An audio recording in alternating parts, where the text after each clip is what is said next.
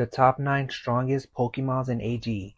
But before we get to that, what does AG stand for? AG is a 4-man Pokemon Showdown that stands for Anything Goes. Simple as that. You want to use 6 Kyogres? Be my guest. Everything and anything is allowed, no bans. Also, one more thing, this list will focus on Pokemons at their prime. Coming at number 9, the weakest of the weakest is Arceus, Generation 4. Arceus? Yeah, some of you may have not known, but Arceus was considered to be in the AG tier in Generation 4, but not because it was too strong, rather it was due to technical limitations. At the time, the simulator couldn't properly apply its stats in EVs, which was why it was placed in AG. You see, back in Generation 4, there was this big deal of Arceus and Farseus, but I won't get into all that. In short, let's start with Arceus, or Fulseus, meaning this variant could use any EV spread you wanted. You might be wondering, okay, what does that mean? This is where Farseus comes along. At the time, Arceus could only be obtained through an event at level 100, and because of that, you couldn't EV train it normally. You could only give it up to 100 EVs total using vitamins. This version of Arceus was known as Farseus. However, there was a problem with the simulator at the time. They had technical limitations and couldn't properly enforce these EV restrictions. Because of this, Arceus was banned from Ubers and placed into AG. But after a while, the glitch was solved, and Farseus can now be fully used. So now the question is Farseus actually broken? Well, the Pokemon community were in the middle. Some say that Farseus shouldn't be banned, while some said it should. At the end of the day, the people's voices were heard, and after a full year of Farseus being legal, a vote was made and it led to a Farseus official ban.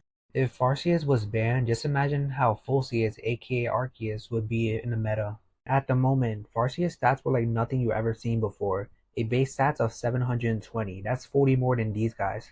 Not only that, its move pool was huge and it broke through anything in its way. But the reason it's number 9 was because there are just better Pokemons. The day of glory for Arceus being on top are over. Yes, it's still used throughout the years and it's still a great mon, but as every generation came, there was better Pokemon that outperformed it, including the ones in this list. A better Pokemon was number 8, Mega Gengar Gen 9 National Dex AG. National Dex AG? National Dex AG is a format in which almost every Pokemon, move, item, and gimmick is allowed. This includes Mega Evolution, Dynamax depending on which National Dex generation you're playing, along with Terra and Z. But back to Mega Gengar. Mega Gengar had a dangerous move pool, which worked right with its ability. One of many of its dangerous move pool was Encore and Disable. Let's start with Encore. Encore is a move that makes you repeat the same move for 3 turns, and Disable doesn't allow you to use the same move. Combine both of these moves and now you're forced to use Struggle. Now in most cases you'll just simply switch out, but you can't. This is thanks to Mega Gengar's ability Shadow Tag. Shadow Tag is an ability that prevents the user from switching out.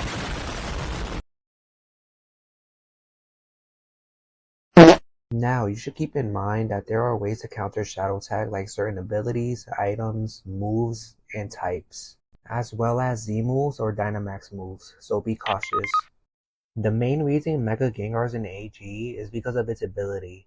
Shadow Tag is one of the best abilities out there. Combine that with certain moves and it makes it even more broken. But there is a problem, they all kind of share something in common, and that's the switch in. Now I didn't show you, but in most of these replays it requires me to switch in, which is how I successfully trap the opponent. But this could come with a risk. You see, in a real battle, it's all about predicting. No one is going to let you set up. So what does that mean? Let me explain.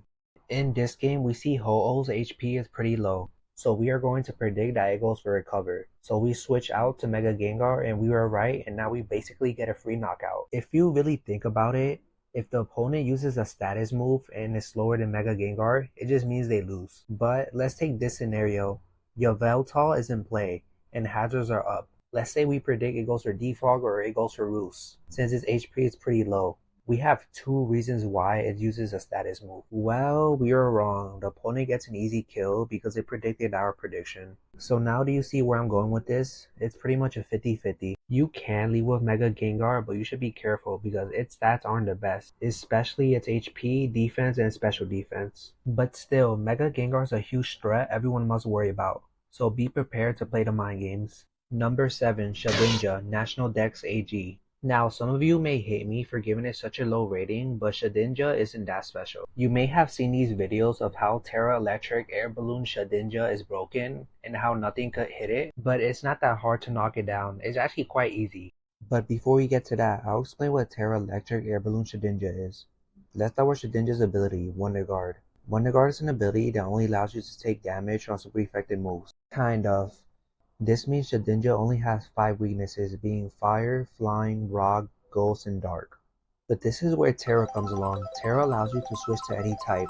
So why is Electric the most popular? Well, that's because Electric types only have 1 weaknesses, Ground types. And this is where the Air Balloon comes along. The Air Balloon is an item that allows you to float, which means you are immune to ground types. Kind of. Now do you see everything coming together? Shedinja Terras to an Electric type, holds the Air Balloon, meaning it has no weaknesses. Combine that with its ability Wonder Guard and now it's unstoppable. Kind of. Just like I said, it's actually quite easy to take it down. Like using a status move such as Toxic. But what if it has a substitute? But how is this possible? Right. I forgot to mention, Shedinja only has 1 HP, meaning it can use substitute, but it could be given one. This is thanks to Cyclizer. It has the move Shed Tail, which creates a substitute and switches it to one of its teammates. With this, Shedinja can no longer take damage on status moves. But I wasn't finished. There are many other ways you could knock it down, like using the Weather, Hazard, abilities that can ignore other abilities, 1,000 Arrows, moves that can ignore other abilities, the Rocky Helmet if it makes physical contact, and many more. But still, Shedinja could still definitely be a pain to deal with. Number 6. Xerneas National Dex AG. Xerneas was considered to be an AG, not because of Geomancy combo with Dynamax, which was OP by itself, but instead Terra. Let me explain. The reason Xerneas is an AG in Gen 9 and not Gen 8 National Dex AG is because in Gen 8 National Dex AG, both parties could Dynamax, meaning Xerneas wasn't able to fully get the job done, and struggle with some mons. But in National Dex AG Gen 9, Dynamax is banned, meaning it doesn't have to worry about a times 2 HP boost. But wait, there's a problem. Xerneas doesn't have access to the move Terra Blast because it wasn't introduced in Gen 9. So how are we going to take care of big threats if we can't even check them? Well, no problem, because it has the move Hidden Power. Hidden Power is a move that could be any type except normal and fairy. So based on whichever Terra you choose, you should have the same Hidden Power type. It's pretty much a substitute for Terra Blast. But won't it do less damage? Well, you're right, but we don't have any option. But what we do have is Terra. After terrorizing, in this case a fire type, you'll get a stab boost, increasing the damage of Hidden Power. Xerneas has no trouble now taking care of huge threats like these guys. Thanks to Terra, Xerneas can now sweep teams. Now, Xerneas doesn't always have to Terra to the same type as his Hidden Power. In fact, there are a lot of options you could Terra to. It can be used offensively or defensively. Xerneas' ability is Fairy Aura, which boosts his fairy types. So as long as you have a fairy type move, and a times 2 on stats, you should be good despite the loss of your stat boost. You can also Terra to a fairy type or a stellar to do more damage. With Xerneas, it's pretty much simple. If it gets a Geomancy, it's pretty much game over. Number 5, Koraidon, National Dex AG Gen 9. With a combo of loaded dice along with his moveset and its OP ability that raises its attack, Koraidon was absolutely one of National Dex AG's biggest threats in history. With Sword Dance, it deleted teams and was really hard to take care of. Its brutal attack and speed made it hard to take care of. Now, there were some mons who can take care of him, but only partially. But the thing is, if and when someone does bring a certain check for a Pokemon, in this case Koraidon, it wouldn't be able to take care of it fully. Let me explain. Sure, you can counter Koraidon, but can you counter any other threat in this format at the same time? National Dex AG has more than just one powerful Pokemon, meaning that there will be a lot of combos with these powerful mons. An example is Koraidon and Mega Gengar. They both work super well with each other. Gengar takes care of Koraidon counters, while Koraidon can sweep. This is why most of these Pokemons in this list are considered to be more powerful than their own generation, because of these dangerous combos and the change of rules. Speaking of change of rules, Koraidon isn't actually considered an AG tier in Gen 9 Anything Goes because of the rules. So why is it in National Dex AG? Well, I just answered that question, but also because of Z-moves. As we all know, Z-moves are only able to be used during Generation 7. But since this is National Dex Anything Goes, the rules are different. Giving Koraidon a Z-move is just crazy. It just makes it even more broken. If Koraidon touched Sword Dance and was going to use a Z-move, It was over, nothing will survive it. Number 4, Zacian, Generation A AG. Out of everyone in this list, Zacian was the first ever Pokemon in the AG category to get nerfed. During Generation 8, everyone was talking about Zacian. It had a great ability, Intrepid Sword. After being switched in, you get an attack boost with an already base stats of 720. The second highest base stats in this list. Also, out of everyone, not just in this list, but of all time, Zacian has the best typing, Steel and Fairy. With a dangerous move pool and a lot of reliable teammates, no wonder why Zacian had a almost 70 to 90% chance of being in a team. And even in some cases, 2 of them. In most cases, especially in Generation 8, when you're facing a huge threat, you would most likely Dynamax to take less damage, since it gives you a times 2 HP boost. But you weren't safe when Zacian was around, especially if it used Sword Dance. This is because Zacian's second effect of its already powerful Behemoth Blade move is if you Dynamax, the move doubles the damage, making it hard to wall. Not only that, Zacian had another form. It was the Heroes of Any Battle. It had the same ability. Okay, who cares? So what's so different about it? Well, let's start with its type. With this form, you're no longer a Steel and Fairy type. You're now only Fairy. But unlike Zacian C or Crown Sword, you can now use any held item. With Zacian C, you needed to have the held item Rusted Sword. If not, then you can't transform to Zacian C. So, what's so special about having a held item? Not only that, Zacian's regular form stats aren't the same. In fact, they're weaker. Well, you are right, kinda. You see, believe it or not, despite Zacian's regular form's attack, it can actually do more damage than Zacian C. And this is thanks to its items being the Life Orb and Choice Band. The Life Orb boosts its move power, which is why it hits harder than Zacian C. It's pretty decent on dealing damage at the cost of some of its HP, but next up is a better item. The Choice Band raises Zacian's attack, and if you add that with its ability, we technically already have a +2 attack. The Choice Band made common walls like Necrozma and Quagsire crumble. Another thing is Ditto. Whenever Zacian used Sword Dance in whichever form, Ditto was a big threat since it could revenge kill it. But with Zacian Ban, it can take its opponents down without it being revenge killed. Because if Ditto copies it, it's just technically a regular form of Zacian with +2 and a Choice Scarf that really can't do nothing, even if it correctly predicts the switch out. Despite whichever Zacian form you use, or even both, it's allowed since they aren't a fusion Pokemon, meaning you can spam as much as you like, which is pretty common. Both of these Zacians were huge threats, but not as a bigger threat as number 3, Miraidon, National Dex AG and Generation 9. Miraidon was officially declared in the AG category because of how broken it was. Its ability summoned an electric terrain, which boosted its special attack. With good stats and a good move pool, it was 100% AG worthy. Since Miraidon is part electric, its electric terrain helped it a lot. Almost nothing was able to survive its electro drift, especially with a choice spec. And for those who did, they weren't safe neither because of Terra and its other dangerous move pools. But that isn't why Miraidon isn't number 3 in the list. It's because of Z moves. Okay, before we get to that, I want you to understand how terrifying it is for Miraidon to have a Z move. Okay, haven't you noticed how everyone in this list is considered AG because their use of a generation mechanic besides Miraidon? Let me explain. Arceus. Well, let's not actually count him. Next, Gengar. It's AG because of Mega. Next, Shedinja. It's AG because of Terra. Xerneas once again because of Terra. Koraidon AG because of Z moves. Zacian. Okay, I kinda lied. Zacian is AG because of its raw power, especially with its item, and for Zacian Crown it goes the same. And now Miraidon. It doesn't have an item that transforms into another form, nor does it have a Mega Stone, and Dynamax is off the table. It's AG because of its raw power. And though you could say Terra plays a factor, I honestly think that it will still be an AG even if it wasn't there. So now that you know that, giving Miraidon a Z move, even though it's already AG without the use of mechanic, it's insanely broken. It's like saying you could use Terra and Dynamax at the same time. Okay, maybe that's a bit too far, but you know what I mean. It's just something that will never happen. But since this is National Dex, I'm not doing that again. At this point, we're just making the powerful even more powerful. Now, there are many Z moves to choose from in which Miraidon can abuse from, but let's start off with the Electrium Z. Since electric terrain is up and Miraidon is part electric, its Gigabolt Havoc move does 234 damage. Combine that with Calm Mind and it absolutely deletes anything in its way.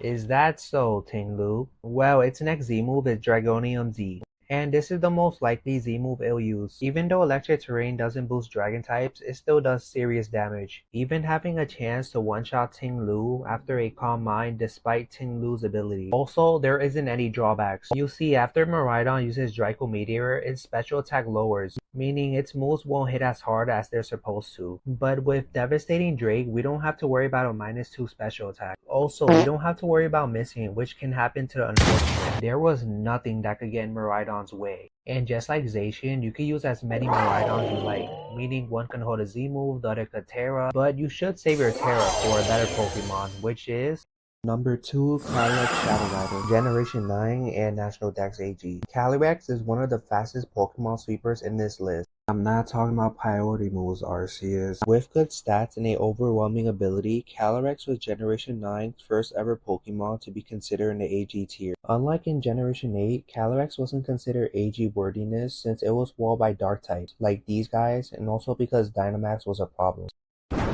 But now that Dynamax is gone, Calyrex doesn't have to worry about the opponents having a double HP boost. Dynamax may be gone, but not Dark types. Since Calyrex is a Ghost and Psychic type, it had a ×4 weakness to Ghost and Dark types, which is really bad. And since Dark types are resistant to Ghost and immune to Psychic, they were a decent wall for Calyrex. And its only Fairy type move wasn't helping it. It barely did no damage and didn't have a stat boost, making it hard for Calyrex to take care of Dark types. Well, kind of. You see, thanks to Terra again, Calyrex now has the option to use any type, including one of its most dangerous, the Fairy type. Terralizing to a Fairy type makes it extremely hard for Dark types to wall Calyrex. Calyrex type was no longer Ghost and Psychic, it was Fairy, meaning it can more than definitely take a hit from a Dark type. One of many Calyrex's dangerous move pools was this. After getting a +2 special attack, almost nothing would dare get in his way. And even though Draining Kiss had a damage of 50, that wasn't going to slow it down. Because keep in mind, since Calyrex is a Fairy type, it now has a stat boost, plus add a Terra boost, plus Calyrex good special attack, plus how high its special attack is. Finally, its item, in this case the Life Orb. Combine all of this and you do some decent damage. Even though you change your Terra type, your other moves won't slow you down, since most of them do decent damage. And with every knockout, it makes it even more powerful. And with Dark types gone, nothing can check Calyrex now. Though Terra Fairy is a big threat, Calyrex still has its other Terras and move pools one should consider. One last thing, Calyrex could use Z moves, but you should stick to Terra. Leave the Z moves for Miraidon. The man, the myth, the legend. Number 1, Mega Rayquaza. Mega Rayquaza is the reason AG even exists. It's also by far the most controversial Pokemon in history. Having the highest base stats in this list, Mega Rayquaza was someone you shouldn't mess with a max attack of 504, sweeping through anything and everything. But wait, unlike other Megas, Mega Rayquaza is the first ever Pokemon to be able to use an held item that isn't its Mega Stone. You see, Pokemons need their Mega Stone to Mega Evolve, which will be used as their held item. But for Mega Rayquaza, that's a different story. It doesn't have a Mega Stone. All it needs to Mega Evolve is the flying type move, Dragon Ascent. Yeah, I don't know whose idea that was, but having access to an item as a Mega, and not just any, but the best of all time, is literally stupid. It's like we're playing pure Hackmon, you know, the format in which you could bring almost every move, ability, and item. Anyways, let's start with its ability, Delta Stream. It overrides any weather, replacing it with strong winds. It also weakens super effective moves to flying types, which can be good after it uses Dragon Ascent and its other moves, which we'll get to right now. Mega Rayquaza has a ridiculous move pool. Remember that clip of Groudon using V-Create? Well, this thing knows it too, and it literally makes no sense. You see, for those who don't know, V-Create is a signature move of Victini, which is also the strongest fire type move. So why in the world does Bro have this? Some other notable moves were Dragon Dance, its signature move Dragon Ascent, Earthquake, Draco Meteor, Sword Dance, and many more, which created dangerous move pools along with its items. For its items, let's begin with the Choice Band. With an already overwhelming attack, there was nothing that could switch in and take a hit. Next up is the Life Orb. With one Dragon Dance, it outspeeds common threats, and its extreme speed allows it to outspeed scrap Pokemons, allowing it to sweep. If somehow you were able to survive a physical hit from Mega Rayquaza, that wouldn't mean you would be completely safe. This is because Mega Rayquaza can threaten you with its special attacking moves. You see, unlike other Pokemons, you're either an attacker or a special attacker, not both. Well, kind of. In some cases, they are, but they're somewhat balanced. But for Mega Rayquaza, what in the heck is this? Its attack stat was the same as its special attack, so even High Defender walls weren't safe from Mega Rayquaza. With no one to counter it, Mega Rayquaza sits on top of the throne, making it the #1 threat of all time. Or is it?